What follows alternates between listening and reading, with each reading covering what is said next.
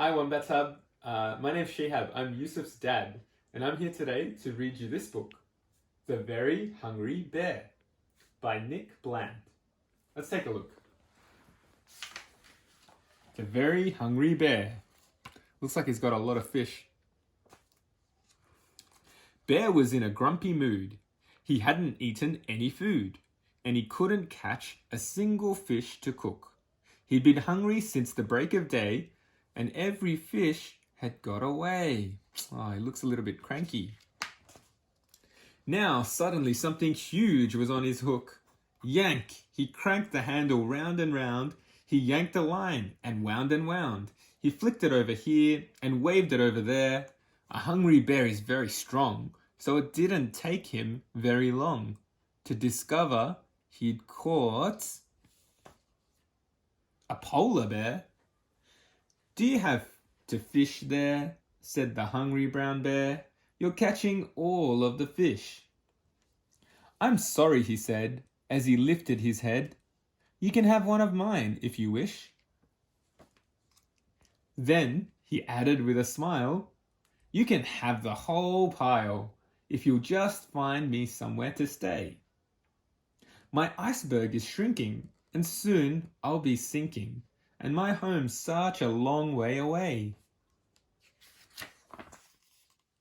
Now a fish to a bear is like a chocolate eclair. It's incredibly hard to resist. So the thought of a pile that would last for a while was an offer too good to be missed. So the polar bear joined the brown bear into the woods.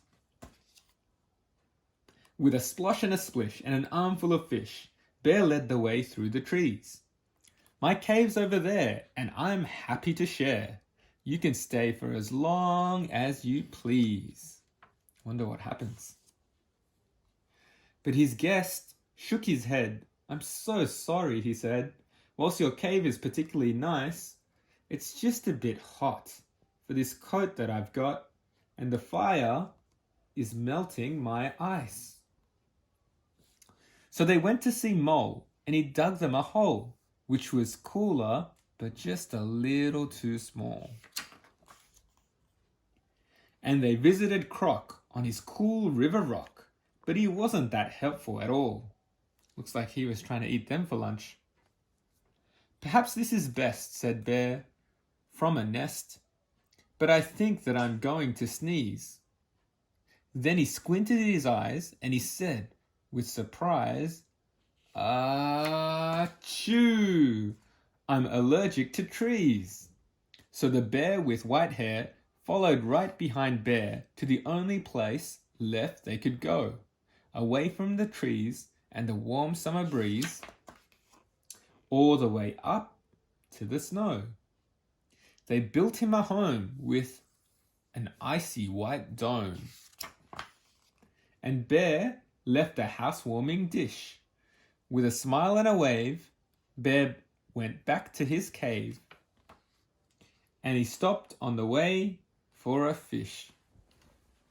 The end. Thanks, Wombats.